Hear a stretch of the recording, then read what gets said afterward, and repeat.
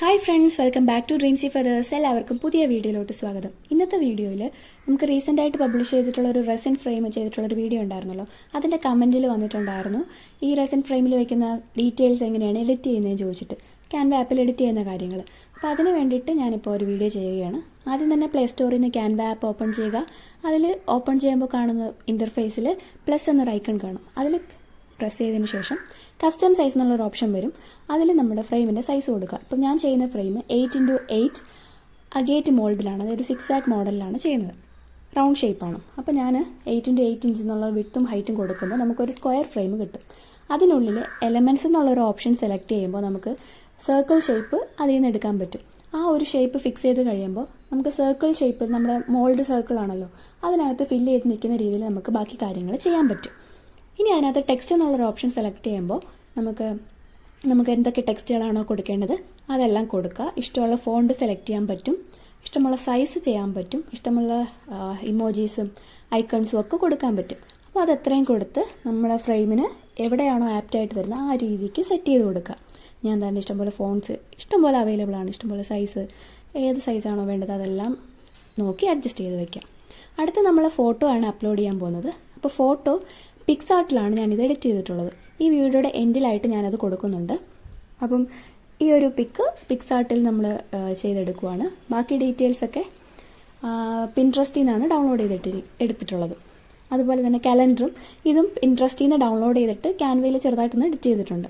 അപ്പോൾ ഇത്രയും കാര്യങ്ങൾ കൊടുത്തു. അതുപോലെ തന്നെ നമുക്കൊരു ടൈറ്റിലും കൂടെ, ഒരു കോട്ടും കൂടെ വെക്കുന്നുണ്ട്. ആ കോട്ടും കൂടെ ടൈപ്പ് ചെയ്ത് വെച്ചിട്ടുണ്ട്. ഈ ഒരു രീതിയിലാണ് ഞാൻ ഈ റെസിൻ ഫ്രെയിമിന് വേണ്ടിയിട്ട് സെറ്റ് ചെയ്തെടുത്തിട്ടുള്ളത്. ഇനി നമുക്ക് പിക്സാർട്ടിൽ എങ്ങനെയാണ് അത് ചെയ്തതെന്ന് നോക്കാം. അപ്പോൾ അതിനുവേണ്ടി ആദ്യം ഞാൻ പിൻട്രസ്റ്റ് ഓപ്പൺ ചെയ്തു. പിൻട്രസ്റ്റിൽ നിന്ന് കളർ സ്പ്ലാഷ് എന്നുള്ളൊരു ഓപ്ഷൻ സെലക്ട് ചെയ്ത് കഴിയുമ്പോൾ നമുക്ക് ഇഷ്ടംപോലെ എഫക്റ്റുകൾ കിട്ടും. അതിൽ ആവശ്യമുള്ള എഫക്റ്റ് ഏതാണോ അത് സെലക്ട് ചെയ്തിട്ട് അത് ഡൗൺലോഡ് ചെയ്തെടുക്കുക. അതുപോലെ തന്നെ കലണ്ടർ ഞാൻ ആ പിൻട്രസ്റ്റിൽ നിന്നാണ് ഡൗൺലോഡ് ചെയ്തെടുത്തിട്ടുള്ളത്. ഫ്ലോറൽ കലണ്ടർ എന്ന് പറഞ്ഞ് കൊടുത്തപ്പോൾ അതിൽ നിന്ന് കിട്ടിയ സാധനം എടുത്തു.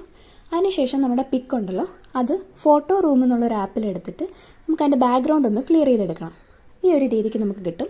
അത് സേവ് ചെയ്തെടുക്കുക. അതിനുശേഷം ഈ പിക്ക് നേരെ നമ്മൾ ഏത് ആപ്പിലാണ്? പിക്സാർട്ട് ആപ്പിലെടുക്കും. പിക്സാർട്ട് ആപ്പിൽ നമ്മൾ ഓപ്പൺ ചെയ്ത് കഴിയുമ്പോൾ ആദ്യം നമ്മുടെ ബാക്ക്ഗ്രൗണ്ട് ആയിട്ടുള്ള കളർ സ്പ്ലാഷ് ഉണ്ടല്ലോ, അത് എഡിറ്റ് ഫോട്ടോ എന്നുള്ള ഓപ്ഷൻ സെലക്ട് ചെയ്തിട്ട് അതിൽ സെലക്ട് ചെയ്യുക. അതിനുശേഷം നമ്മുടെ ഈ പിക്ക് അതിൻ്റെ ടോപ്പിലായിട്ട് വയ്ക്കുക. ഓക്കെ, ആഡ് ഫോട്ടോ എന്നുള്ള ഓപ്ഷനിൽ നിന്ന് നമ്മുടെ പിക്ക്, ബാക്ക്ഗ്രൗണ്ട് റിമൂവ് ചെയ്ത പിക്ക് എടുത്ത് വയ്ക്കുക. അപ്പോൾ ഇതിന് ശേഷമുള്ള കാര്യങ്ങളെല്ലാം ബ്ലാക്കായി പോയി. എന്താ പറ്റിയെന്ന് അറിയത്തില്ല. മേ ബി അത് റെക്കോർഡ് ചെയ്യാൻ പറ്റാത്തതുകൊണ്ടായിരിക്കും. അപ്പോൾ ഇതിന് ശേഷം ചെയ്യുന്നതെന്നുള്ളൊരു ഓപ്ഷൻ എന്ന് പറയുമ്പം അതിനകത്ത് സ്ക്രീൻ എന്നുള്ളൊരു ഓപ്ഷൻ ഉണ്ട്. ആ സ്ക്രീൻ എന്നുള്ള ഓപ്ഷൻ ചെയ്യുമ്പോഴത്തേന് നമ്മുടെ ഈ ഫോട്ടോ ബാക്ക്ഗ്രൗണ്ടുമായിട്ട് സിങ്ക് ആയിട്ട് വരും. അപ്പോൾ നമുക്കത് അഡ്ജസ്റ്റ് ചെയ്ത് വെച്ചിട്ട് സേവ് ചെയ്തെടുത്താൽ മതി. അപ്പം ഈ ഒരു വീഡിയോ എല്ലാവർക്കും യൂസ്ഫുൾ ആയെന്ന് വിചാരിക്കുന്നു. ഭയങ്കര സ്പീഡായിട്ട് പറഞ്ഞതുപോലെ തോന്നിയോ എന്ന് പറയുമ്പം ആ ഒരു ടൈമിൽ നിൽക്കാൻ വേണ്ടിയിട്ട് എളുപ്പം പറഞ്ഞു പോയതാണ്.